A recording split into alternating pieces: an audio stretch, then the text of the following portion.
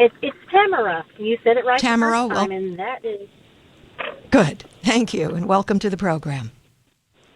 Well, thank you. I've been a listener for about 25 years off and on, Wow. and I just have this... I know, right? Well, I'm an old lady. Just kidding. So I have this friend, and I don't know if you are going to give me a medal or give me a spanking. I'm going to get one or the other. I'm just not sure which one it is. Okay. So here goes. Quickly.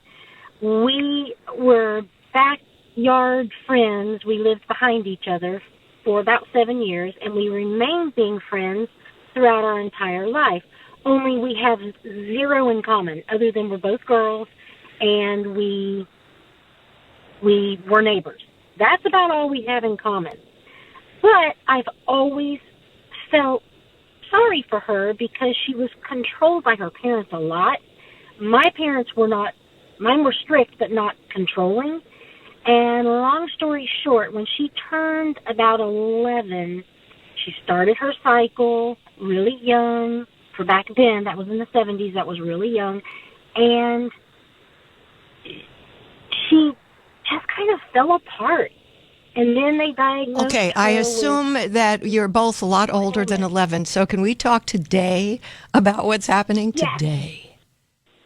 Yes. Okay, so today she was diagnosed with bipolar disorder years ago. She's still taking meds, still has the same psychiatrist she's had for 24 years.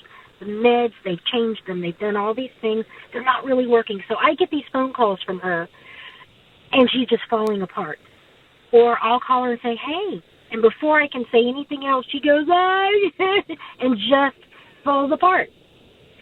And I don't know if I need to tough love her and say, look, life is hard, although she's never worked. Her parents have paid for everything her entire life. She's never worked, and she's on disability. I have a question for you. I have a question for you. I have a question for you. I have a question for you. Yes. Do you have a smartphone? Yes. Well, then you know who's calling. Yes. So you don't have to answer the phone and be embroiled in her game with you, because it's a game. You answered my question. Good. My question. Good. Yes, you did. I felt guilty ignoring her. I felt guilty. And Guilty suggests that you're aware you're doing something illegal or immoral or unethical. Otherwise, you'll have to use a different word. You'll have to use a word like, I feel bad, which is more legitimately used in that regard. I feel bad that I don't want to talk to her anymore because it's not a relationship, it's not a friendship. And Right. It's drama I don't want. I can't be bothered wasting my time. You do call her, though, so I guess sometimes you need the drama. But tell me what's immoral, illegal, or unethical about not being involved anymore. Tell me. I don't think it's unethical or illegal, but I'm on the fence about being immoral because... Okay, tell me how it... Tell me how it's immoral. Because I have standards where I don't just ghost somebody, and I try and do the best I can. Oh, so the issue is the ghosting. Okay, you don't have to ghost her. You can be honest and say, I'm so sorry you're still struggling with all these emotional problems, but at this point I'm really sort of overdosed with it. There's nothing I can do or say that helps you feel better. And it's kind of getting more and more upsetting for me. So I think we're going to have to tone down, back up a little bit in this relationship and, call each other like once or twice a month for a while and just give me time to have some peace with this. So don't ghost. Tell her the truth. Okay.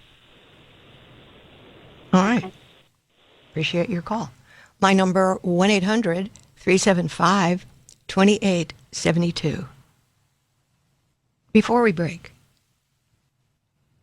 you know what is disturbing to me?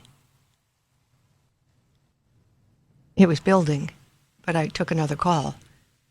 It's disturbing to me to talk to someone who permits a child to be abused in any size, shape, or form, gets landed on with cleats, and shows no difference in emotion.